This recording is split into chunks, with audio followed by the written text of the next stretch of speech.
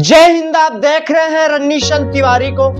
Vasco D gamma 1498 में भारत आया और इसके 12 वर्षों के भीतर पुर्तगालियों ने गोवा पर कब्जा जमा लिया। 1510 से शुरू हुआ पुर्तगाली शासन गोवा के लोगों को 451 सालों तक झेलना पड़ा। 19 दिसंबर 1961 को उन्हें आजादी मिली, यानी भारत के आजाद होने के करीब 14.5 साल बाद। और इस आजादी की अलग गोवा में डॉक्टर राम मनोहर लोहिया ने 1946 की गर्मियों में जलाई थी। डॉक्टर लोहिया अपने मित्र डॉक्टर जूलियाओ मेनेजेस के निमंत्रण पर गोवा गए थे। लोहिया गोवा के आलोचना में डॉक्टर मेनेजेस के घर पर रुके, जहां उन्हें पता चला कि पुर्तगालियों ने किसी भी तरह की सार्वजनिक सभा पर रोक लगा रखी है। ओम प्रकाश दीपक और अरविंद मोहन की किताब लोहिया एक जीवनी में गोवा में लोहिया के संघर्ष के बारे में लिखा है कि उनका इरादा तो बीमार शरीर को आराम देने का था, लेकिन गोवा जाकर उन्होंने देखा कि पुर्तगाली शासन ब्रितानियों से भी अधिक वहशी है। लोगों को किसी भी तरह के नागरिक अधिकार नहीं थे। डॉक्टर लोहिया ने 200 लोगों को जमा करके एक बैठक की, जिसमें तय किया गया कि नागरिक अधिकारों के लिए आंदोलन छेड़ा जाए। 18 जून 1946 को बीमार राम मनोहर लोहिया ने पुर्तगाली प्रतिबंध को पहली बार चुनौती दी। तेज बारिश के बावजूद उन्होंने पहली बार एक जनसभा को संबोधित किया, जिसमें उन्होंने पुर्तगाली दमन के विरोध में आवाज उठाई। उन्हें गिरफ्तार कर लिया गया और मडगांव की जेल में रखा गया। महात्मा गांधी जी ने हरिजन में लेख लिखकर पुर्तगाली सरकार के दमन की कड़ी आलोचना की और लोहिया की गिरफ्तारी पर उन्होंने सख्त बयान दिया था, जिसके बाद पुर्तगालियों ने माहौल गर्माता देखकर लोहिया को गोवा की सीमा से बाहर ले जाकर छोड़ दिया। रिहाई के बाद लोहिया के गोवा में प्रवेश पर 5 साल का प्रतिबंध लगा दिया गया, लेकिन वे अपना काम कर चुके थे।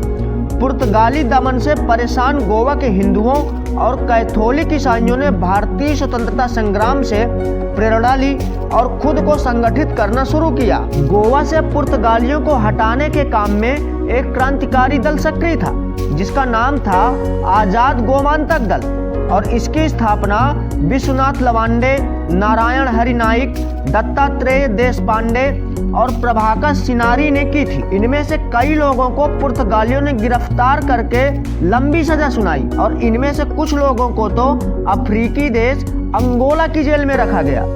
विश्वनाथ लवांडे और प्रभाकर सिनारी जेल से भागने में कामयाब रहे और लंबे समय तक क्रांतिकारी आंदोलन चलाते रहे। 1954 में लोहिया की प्रेरणा से गोवा विमोचन सहायक समिति बनी, जिसने सत्याग्रह और सविनय अवज्ञा के आधार पर आंदोलन चलाया। महाराष्ट्र और गुजरात में आचार्य नरेंद्र देव की प्रजा सोशलिस्ट पार्टी के सदस्यों ने भी उनका भरपूर साथ दिया। किताब लोहिया एक जीवनी बताती है कि गोवा छोड़ने से पहले डॉक्टर साहब ने आह्वान किया कि गोवा के लोग अपना संघर्ष जारी रखें। लोहिया ने 3 महीने बाद गोवा लौटने का वादा किया, लेकिन दिसंबर 1946 आते आते भारत के दूसरे हिस्सों में सांप्रदायिक हिंसा की आग भड़क उठी और लोहिया गोवा नहीं जा सके, क्योंकि वे गांधी के साथ हिंसा की आग बुझाने में लगे थे। लोहिया एक जीवनी किताब के मुताबिक लोहिया अपने वादे को नहीं भूले।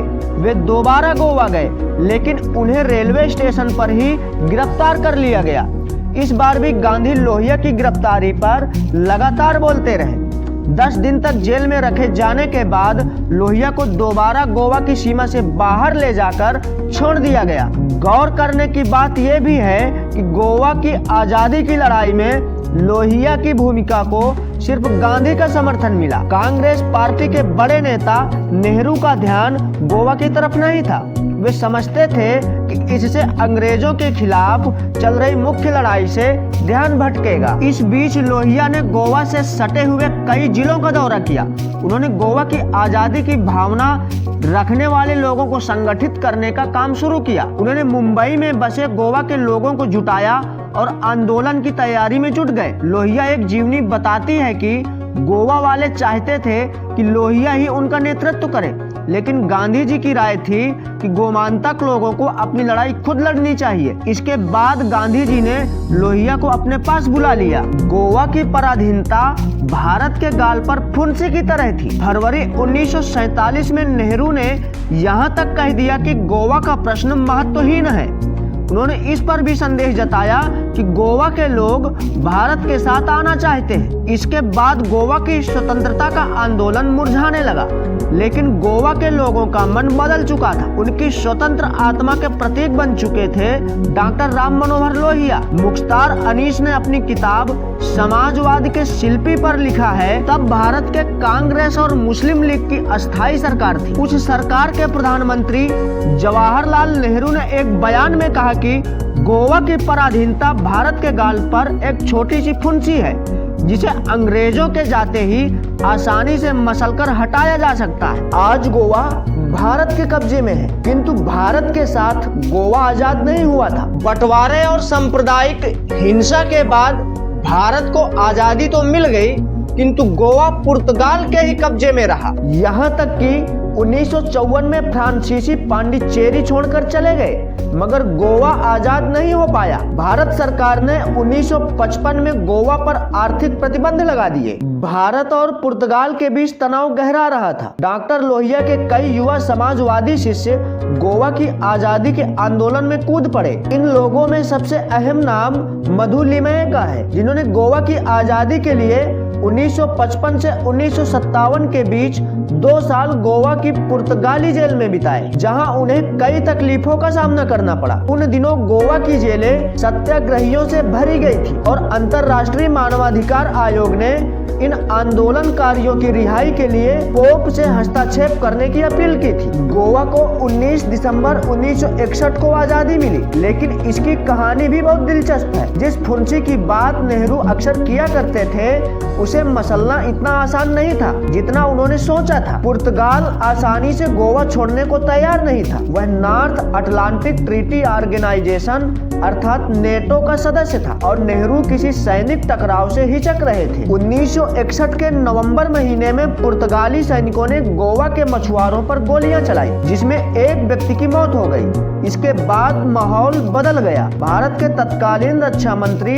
केवी कृष्णा मेनन और नेहरू ने आपातकालीन बैठक की। इस बैठक के बाद 17 दिसंबर को भारत ने 30,000 सैनिकों को ऑपरेशन विजय के तहत गोवा भेजने का फैसला किया। इस ऑपरेशन में नौसेना और वायुसेना भी शामिल थी। भारतीय सेना की बढ़त को रोकने के लिए पुर्तगालियों ने वास्को के पास के एक पुल को उड़ा दिया, लेकिन 36 घंटे के भीतर पुर्तगाल ने कब्जा छोड़ने का फैसला कर लिया। इस तरह डॉक्टर लोहिया का आजाद गोवा को देखने का सपना पूरा हुआ, लेकिन वैसे नहीं जैसा वे चाहते थे। गांधी की तरह लोहिया भी चाहते थे कि गोवा सत्याग्रह से आजाद हो, न कि बंदूक की ताकत से। इस तरह गोवा को 19 दिसंबर 1961 को आजादी मिली। वैसे आप लोग गोवा के बारे में अपनी क्या राय रखते हैं और यह जानकारी आपको कैसी लगी, हमें कमेंट के माध्यम से जरूर बताइएगा। यदि आप लोग हमारे वीडियो को पहली बार देख रहे हो तो हमारे चैनल को सब्सक्राइब करके बेल आइकॉन भी प्रेस कर दीजिए, ताकि हमारा अगला अपलोड होने वाला वीडियो सबसे पहले आप तक पहुंचे। मिलते हैं अगले वीडियो में, तब तक के लिए जय हिंद।